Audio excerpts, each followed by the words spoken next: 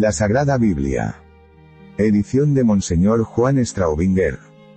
Segundo libro de los Macabeos. Capítulo 5. Y sucedió entonces que por espacio de 40 días se vieron en toda la ciudad de Jerusalén correr de parte a parte por el aire hombres a caballo, vestidos de telas de oro, y armados de lanzas, como si fuesen escuadrones de caballería, y caballos, ordenados en filas, que corriendo se atacaban unos a otros, y movimiento de broqueles, y una multitud de gentes armadas con morriones y espadas desnudas, y tiros de dardos, y el resplandor de armas doradas y de todo género de corazas. Por tanto, rogaban todos que tales prodigios tornasen en bien. Hallábase Antíoco por este mismo tiempo haciendo los preparativos para la segunda expedición contra Egipto. Mas habiéndose esparcido el falso rumor de que Antíoco había muerto, tomando Jasón consigo 1000 hombres, acometió de improviso a la ciudad, y aunque los ciudadanos acudieron al instante a las murallas, al fin aquellos se apoderaron de ellas, y Menelao huyó al alcázar. Pero Jasón, como si creyese ganar un triunfo sobre sus enemigos y no sobre sus ciudadanos, hizo una horrible carnicería en la ciudad, no parando la consideración, en que es un gravísimo mal ser feliz en la guerra que se hace a los de su propia sangre. Esto, no obstante, no pudo conseguir ponerse en posesión del principado, antes bien, todo el fruto que sacó de sus traiciones, fue la propia ignominia, y viéndose precisado nuevamente a huir, se retiró al país de los amonitas.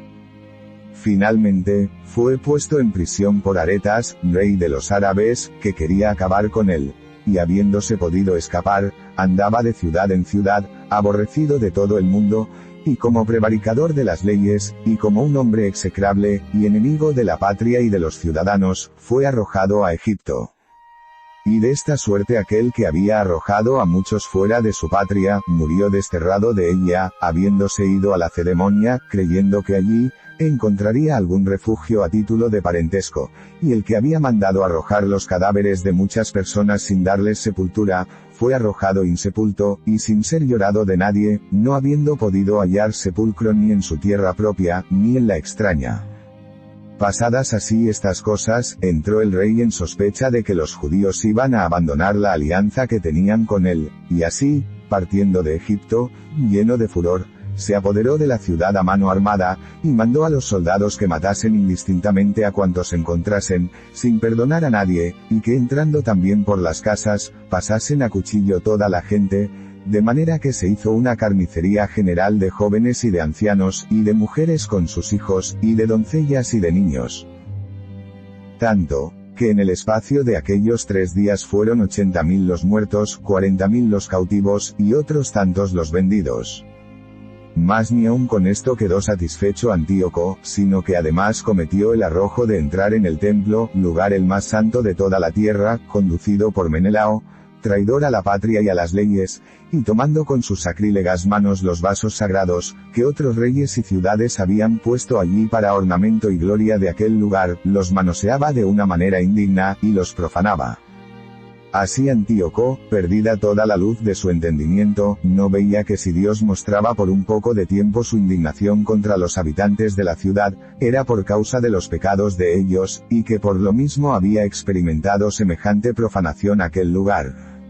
Porque de otra suerte, si no hubieran estado envueltos en muchos delitos, este príncipe, como le sucedió a Heliodoro, enviado del rey Seleuco para saquear el tesoro, hubiera sido azotado luego que llegó, y precisado a desistir de su temeraria empresa. Mas Dios no escogió el pueblo por amor del lugar, sino a este por amor del pueblo.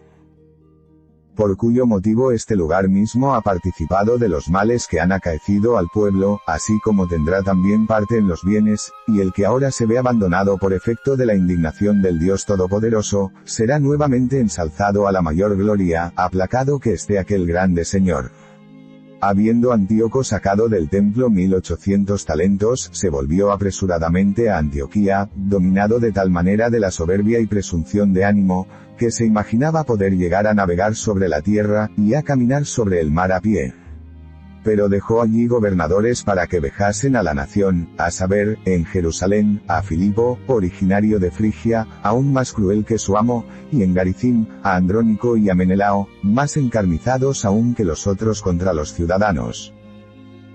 Y siguiendo muy enconado contra los judíos, envió por comandante al detestable Apolonio con un ejército de 22.000 hombres, con orden de degollar a todos los adultos, y de vender las mujeres y niños.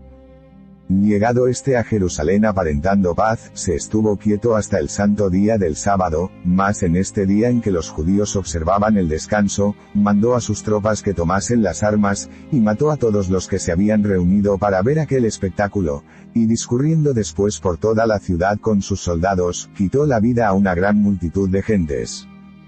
Pero Judas Macabeo, que era uno de los 10 que se habían retirado a un lugar desierto, pasaba la vida con los suyos en los montes, entre las fieras, alimentándose de hierbas, a fin de no tener parte en las profanaciones.